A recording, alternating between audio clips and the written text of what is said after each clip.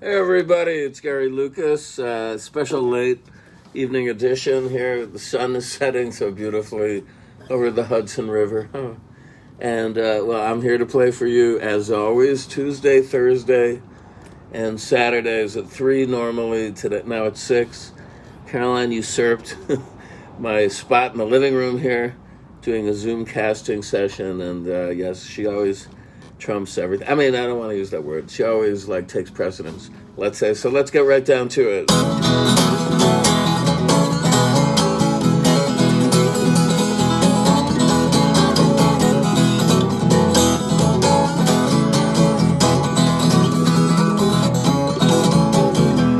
the warm part of that country I'm swimming to.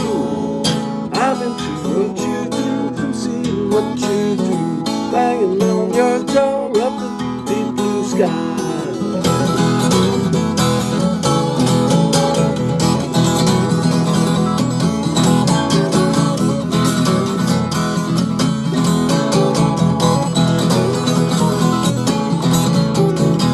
To the warm part of that country I'm swimming to.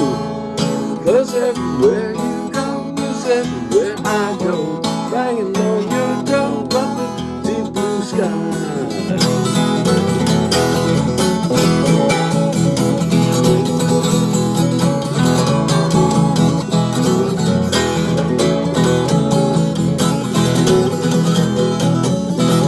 Let's go swimming. All set, yeah, let's go swimming. All set, yeah, let's go swimming. All set, yeah, let's go swimming.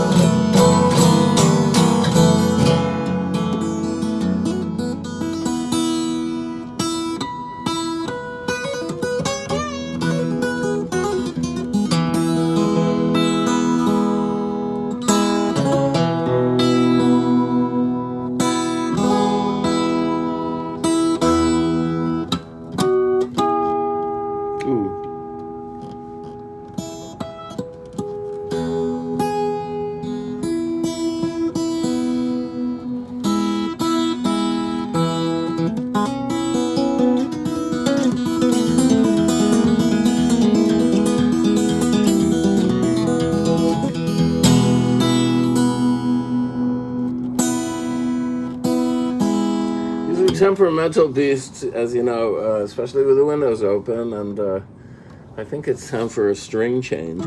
It's time for a change, isn't it? Everybody probably feels that same way.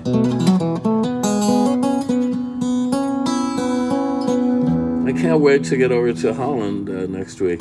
I'm really looking forward to this.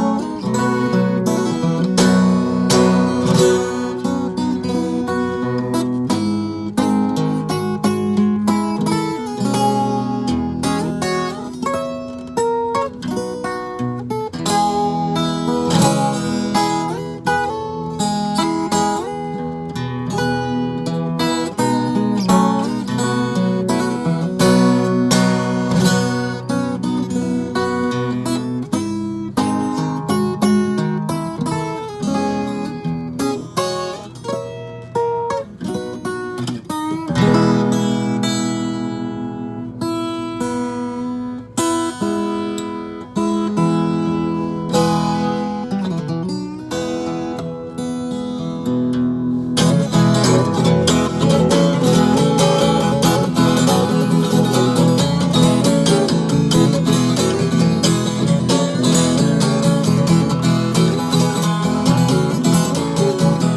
the one part of that country I swim into. I'm into what you do, from seeing what you do, banging on your door up in the deep blue sky.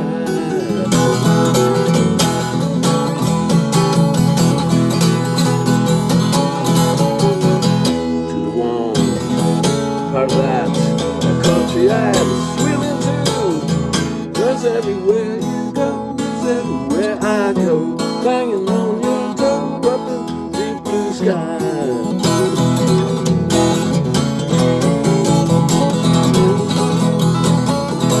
Let's go swimming. On set, let's go swimming. On set, let's go swimming. On set, let's go swimming.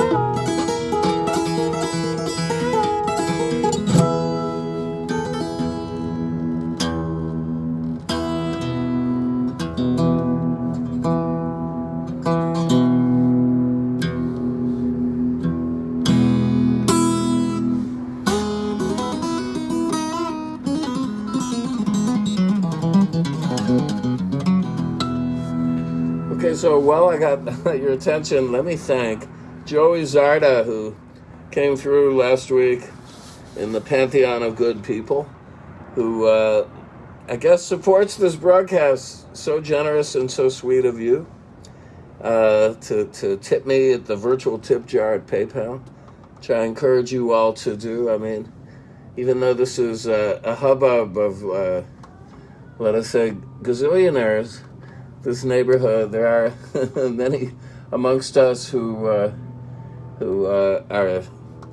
shall we say, mere casual observers of the parade of opulence parading by on a daily basis. I'm happy to report there are many more people wearing masks now. This is good, even though our president has given out all sorts of forked tongue messages about this and what to do, and basically not a whole hell of a lot to help people in this country rally around a single principle. And you have to say this about Americans, because everybody feels to be entitled to be an asshole. You know, maybe that's our God-given constitutional right. Doesn't it say that in the First Amendment? We have the right to be an asshole. No, but I don't subscribe to this belief. I actually, think that a spirit of friendship and cooperation and positive energy directed at our fellow citizens is the way to go, always, in any case. And, are we here for everybody else? I think that's what we were put here for everybody else, and to serve the common good. So, enough speechifying. I visited my friend, I mentioned this guy before, Mitch Blank, who is really an incredible guy and a great asset to our culture. He's in a book that came out a couple years ago called The Dylanologists, and he has the distinction of being the only sane Dylanologist in the batch of them. Because the book runs the gamut of absolute maniacs like A.J. Weberman, who would sift through Bob Dylan's garbage, looking for traces of this and that to prove this and that. No, Mitch is a great historian and a selfless guy, because you could say to him, Mitch, where was Bob playing last night? And he would find out, if he didn't know, automatically within a day. And in a couple of days, he might even have a board tape of the show. But, I don't want to to like say any more about that, but there are those obsessives out there, those deadheads and Dylan nuts, and I mean, now I found this in his archive just the other day, and this is a circular from London Records. It's backwards because of the mirror effect I'm employing to be able to film in the window here. But what it says is, would you let your sister go with the Rolling Stone? Quite a provocative headline for 1964, which is what this dates from. And a picture of Mick really large, and then a reprint of Ray Coleman's article, who has been on tour with them. And it makes a really good read. I posted it in regards to a new piece that I've written that's up now at pleasekillme.com. Check it out. I've posted it a few times, the link to it. And it's basically about Malcolm McLaren, who was a fascinating character to me, always, who died tragically 10 years ago. But Malcolm was in the tradition of, let's say, Jewish music biz movers and shakers who turned things topsy-turvy, upside down, just for the hell of it, pretty much, but also because of a raging desire to change the culture, which, according to Malcolm, was quite stultified and boring. And he's in a tradition of two other friends of mine. I didn't really know Malcolm, though I described an encounter with him in the piece, which I'll save for your delectation. But I do know Danny Fields, who's a dear friend of mine who lives not far from here, who was the manager of the Ramones and was responsible for getting them and Iggy and the Stooges and the MC5 signed to the major label Elektra Records, and in the case of the Ramones, Sire Records. And also was quite heavily involved with Jim Morrison of The Doors and Nico, putting them together as they made a cute couple, as Danny was fond of saying. And Jonathan Richman and the Modern Lovers, a great Ur-punk band that my friend Ernie Brooks, who's played with me for years, came out of on bass, and several other artists. And then Andrew Loog Oldham is my other dear old friend who really was responsible for instigating the whole Rolling Stones as bad boys image, because when he first found them, they were kind of a lumpen, unshapen mass of blues lovers who weren't even standing up on stage. I think, I like to play seated in some instances, but I've always thought that you're communicating a lot more in the way of energy to an audience to stand up, stand and deliver. So that was one of the first things he did, but he kind of refashioned them as the anti-Beatles. Insofar as the Beatles were very cuddly, and, you could bring your mom and your grandmom into the circle of Beatles lovers. They rarely offended, maybe a little bit when they got on the psychedelic tip, but pretty much they were cute and cuddly, and the world embraced them in a big way. So Andrew came up with the kind of mirror opposite with the Stones, and they were encouraged to be truculent louts. And, there are many, many books documenting their antics over the years, but he should really get props for pushing the envelope with them. I won't go into it too much, but check out his books, Stoned, Too Stoned, and Stone Free, which are really excellent reads and a fascinating window on all of the activity leading up to the emergence and full flowering of the Rolling Stones vis-a-vis the British music scene. And all three of these guys are Jewish people, so my theory has always been that in the tradition, there is a healthy impulse among Jews, especially of the creative type, to come up with new systems of belief that will challenge the status quo. And why is that? Well, it could have something to do that Jews were pretty much excluded from most spheres of activity, outside of money lending and banking for many years by imperial decree in various nations and fiat.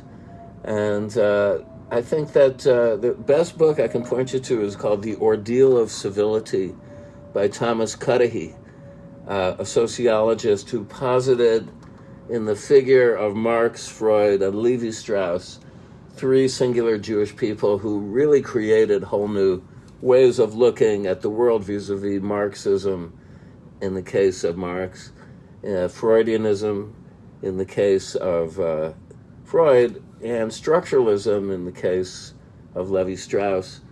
And it's a good read, and I actually titled the last Gods and Monsters studio album, The Ordeal of Civility, in homage to this, also because you can't copyright a title, but I did have a note about this in the great liner notes that my friend Mitch Myers wrote.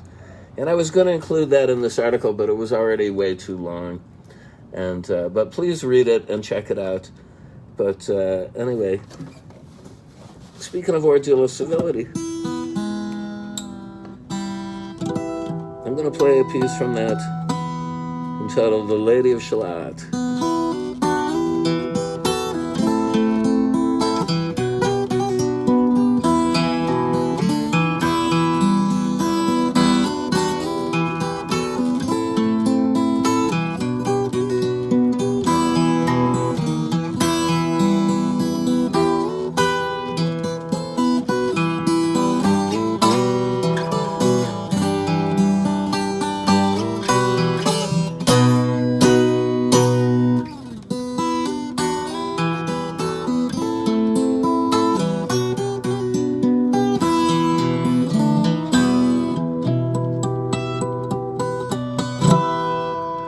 Well, I was once in Samarkand, a girl who loves me understands.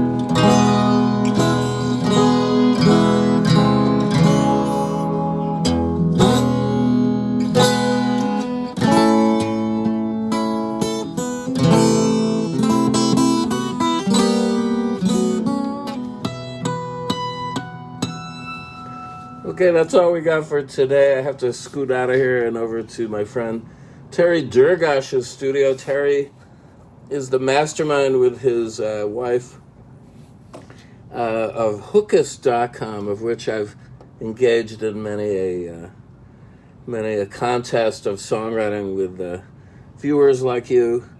And he's a great guy, great engineer. And I'm doing a track for Paul McCann, who's very, very cool UK singer-songwriter, sent me his song. And I'm putting some acoustic on there, so I got to get over there by 7. It's quite a busy week before I leave on Tuesday. I will be playing Saturday, Tuesday, and I'm not sure because I got to fly. But I'll let you know, I'll post, and I'll try and make up for it the next day, if not. Because I love playing for you, and I want to keep the schedule going. And thanks for tuning in. I hope the regular viewership could be there. My God, this is foggy. Gee, maybe it's time to get the iPhone 12. Maybe the camera's not working so good. This is the planned obsolescence of Apple, is it not? Oh well, I mean, I'm ready for 5G if you are. And till then, until Saturday at 3 p.m., as always, I remain GL, Gary Lucas. Love you guys, and see you later.